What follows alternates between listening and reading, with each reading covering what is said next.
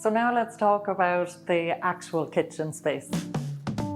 Say hi to Luxury Home Show. I really like this light fixture because it goes with traditional, but it's also quite contemporary. It's completely symmetrical and you can't see any appliances. I decided to do a waterfall at either end, which really breaks up the oak nicely. The island we did in split levels so that we could have a surface that was more appropriate for cooking and a surface that was more enjoyable for eating. This particular recipe is an old family recipe of the client, and we've had it written in beautiful calligraphy and then framed.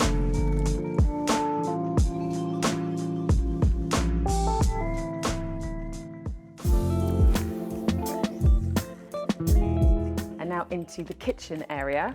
It was designed by Thomas Ford, and there are lots of little things about this kitchen that I absolutely love. It's completely symmetrical and you can't see any appliances. So we wanted it to look like a piece of furniture rather than a kitchen. Love the two-tone colour. It's very calming in the kitchen, and it has like a bit of a modern twist to the Edwardian house that we kind of wanted. When I say it's symmetrical, I really do mean it's symmetrical. This is a little detail that I absolutely love. This inside here is the fridge, and down here are these hinges, but they're not actually real.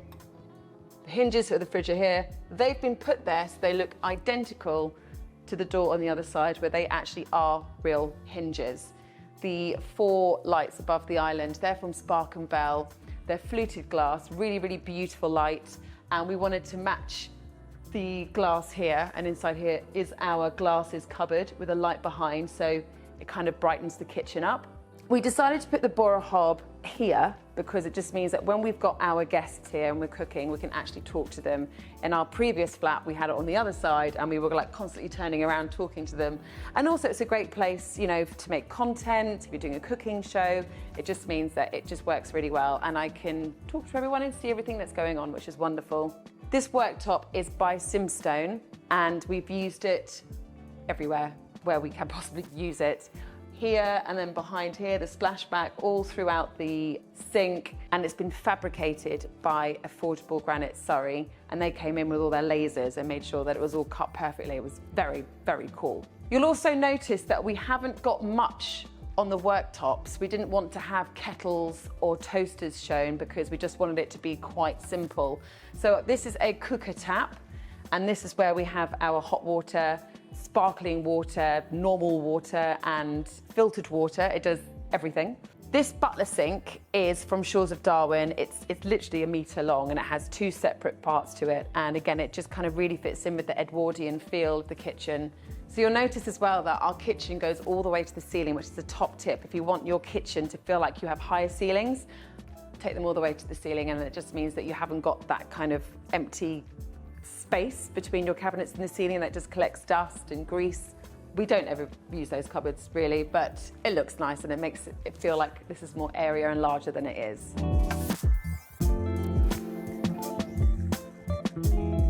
Oh, funky, you're here eating your little lunch. Say hi to Luxury Home Show. Hey, funky. Hey. So the centerpiece is a Brazilian amber brown stone, which made by the Italian furniture maker called Flexform. And I think the previous owner, which is the independent developer, spent the most of design and time on the kitchen.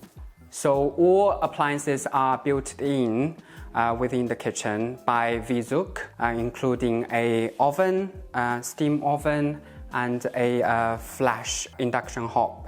Next to the induction hob, then we have amazing automatic rising extractor fan, like this. Cool. And also there are some details as well in the drawers, with the leather inside is the same matching color as the larder, and some in my wardrobe. Behind this kitchen island, we have the backsplash made with gold brass tone stainless steel, and I fitted the same tone gold cooker tap to have instant boiling water and filtered water. While I'm cooking, I sometimes look over the window to see the views downstairs, where we actually came into the building earlier. I just love this red brick building. They are kind of like a late Edwardian style. The whole style of the house is simple, traditional. So it's shaker style. We have a nice dark herringbone floor. It's a clean lines, but it still has that nod to tradition. So marble, obviously it's beautiful wherever you use that. We could go dark in this space because we have so much natural light coming through, so we could really go quite dark with the kitchen cabinets. So this client, she's a really good cook, so she needed a kitchen that would work from a practical point of view, but also obviously look beautiful. And then following with the traditional style, we put in a double butler sink with traditional tapware, but this is a modern contraption. So that is a Quaker tap that does boiling water, filtered water, sparkling water, pretty much everything apart from a cup of coffee. We have a back kitchen, which is superb. So you go in here and you have another sink, you even got so you can clean bigger things easily. We have wine fridge. So it's a preparation kitchen. So when she has a dinner party, she can do all the prep here, close the door, and everything is hidden, which is brilliant. Also, another thing I would like to point out is that all the brassware is this lovely warm tone, including the taps. It's not gold, it's a sort of nice brushed brass. And then you can see that it's also featured in the finish on this side of the kitchen island. I really, really like this light fixture because it goes with traditional, but it's also quite contemporary. And the tone is perfection to go with the knobs and the handles and also the taps for the kitchen. And these lovely solid walnut bar stools, which even have an invitation to be comfortable, which I like. As with all clients, it takes a long time to come through these decisions that we've made in here. For example, the island we did in split levels so that we could have a surface that was more appropriate for cooking and a surface that was more enjoyable for eating. This is higher like a bar, which is really cool, and also a separate dining table. I'll talk about that in a moment. So we talked to the clients about what it was that their cooking preferences were. So we've ended up actually with 3 different brands for appliances, which is quite unusual. However, with this extractor that comes down from this hob, what it's meant is that we didn't have an extractor above, which allowed this gorgeous light to be installed. We chose to use as many natural materials in this kitchen as possible. The Caesar stone for the practical reasons, and then we have a variety of wood and also wood in the pantry. The marble on this wall is illuminated by the lights. It was chosen because rather than having art or mirror or any extra storage which was unnecessary, the client wanted something more artful, and this is the piece that we selected to be on the wall as well as on the island.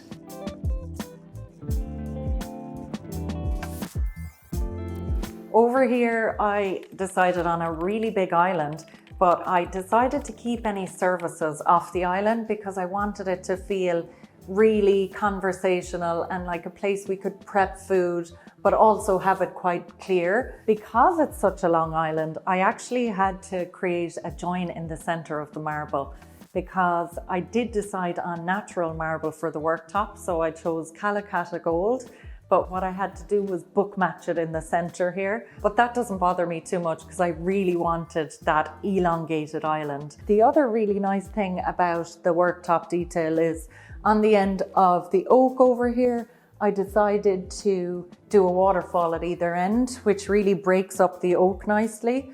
And I chose this kind of washed brown oak. I just love the natural wood coming through, but I also mixed it up with paint. So I decided to paint the island, and I love the two kind of broken up together. The other thing I get asked a lot about in this kitchen is the flooring. It's a huge talking point whenever people see it. Mostly they ask me about the grout and how we keep it, because we have a busy family life. We have 2 kids and it is a natural material. So you do need to seal it and mind it a little bit. But because it's so beautiful and there's variation in color, we were quite happy to actually deal with the maintenance. I know that doesn't suit everyone.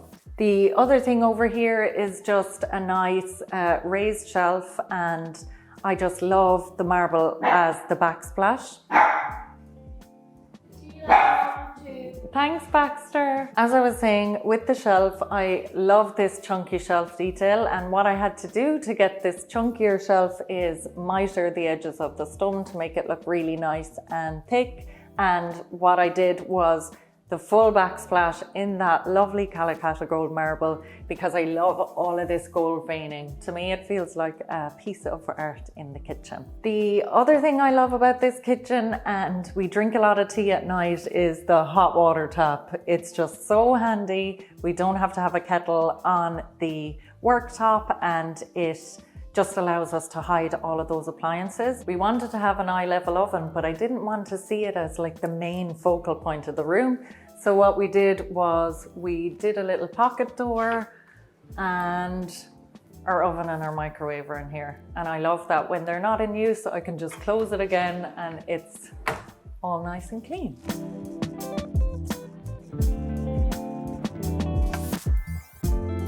This kitchen was existing when our client bought this property. It's a great kitchen, we didn't want to rip it out and be wasteful, but we have made a few tweaks just to bring it in line with all the rest of the design throughout the house.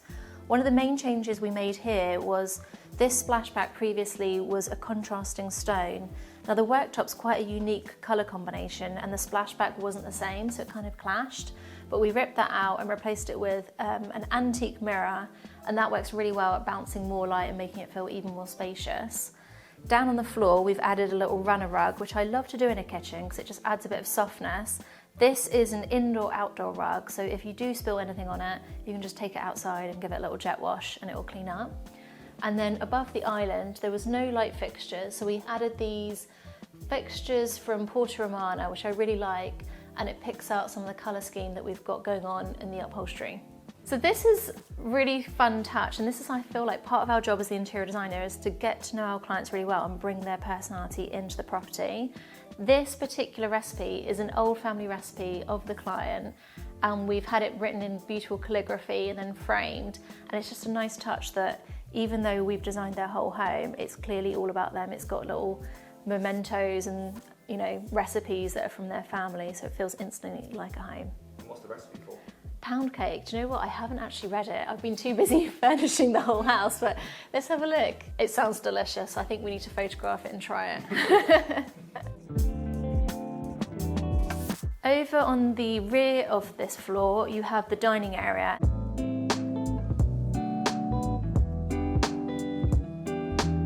We talked about the dumbwaiter upstairs. This is where the dumbwaiter, all the food can get put in from.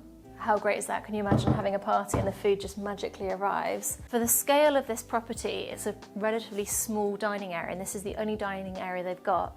So our client's brief to us here was they wanted us to make it feel as grand as possible. We added this huge mirror-tiled wall, and that does a really good job of making the space feel bigger, brighter. And then the chandelier, we chose this very carefully because we wanted to have something that would feel very glamorous, but where the ceiling height is even lower in this area, it needed to be very short, so this was the perfect option. And then for the materials, we went very luxurious, beautiful custom rug, Arabescato marble table, and this bench works really well if you want to save space in your dining area. By having a banquette that's pushed against the wall, it frees up a lot of space so you could fit a bigger table and more chairs. And we've made this one feel more luxurious by doing it in a performance velvet.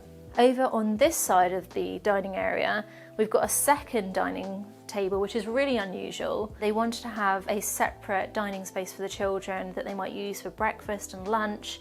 And this we've made really bomb-proof. This banquette is all made of faux leather, so it's wiped clean. The fabrics on the cushions are much more practical. The top is timber rather than marble. And it's quite nice that the two spaces work together, but this one's a lot more suitable for children. Another thing I decided to do was hide my dog bowl in the skirting board of the island. And it is really handy because I can just close it when he's gone to bed, and it just is a clever use of space. And I just push it in and it's soft close when I'm finished using it. Yeah, it looks like Baxter likes it. He loves it, he loves it. I live on coffee and so does my husband, so we knew we had to have a coffee station in somewhere. So we like to come here in the morning and make a quick coffee and get on the move. So I love collecting antiques. It's kind of like a hobby of mine. And these cups are Japanese and they're really amazing because when you drink through them, I don't know if you can see that, but there's a geisha inside. So they're from between the 30s and the 50s, and I just love bringing antiques into a lot of my projects because they have a little bit of a story behind them, which makes it interesting. I wanted a dining space that felt really comfy and cozy. So the key to that was an upholstered banquette. So I designed this, drew it up on CAD and had it made in oak underneath. So it has nice little curves. And also we backlit it because we had this old stone wall here, but because it was really grey old stone, I wanted to warm it up. So I painted it in this really nice creamy colour. It's a colour from an Irish brand called Curator Paints, and the paint colour is Woodland Light. So it's lovely and warm. On the banquette, I upholstered it in this sagey green, lovely texture. My son loves coming out here and hanging out and throwing up his legs and playing video games. So it's a really comfy space.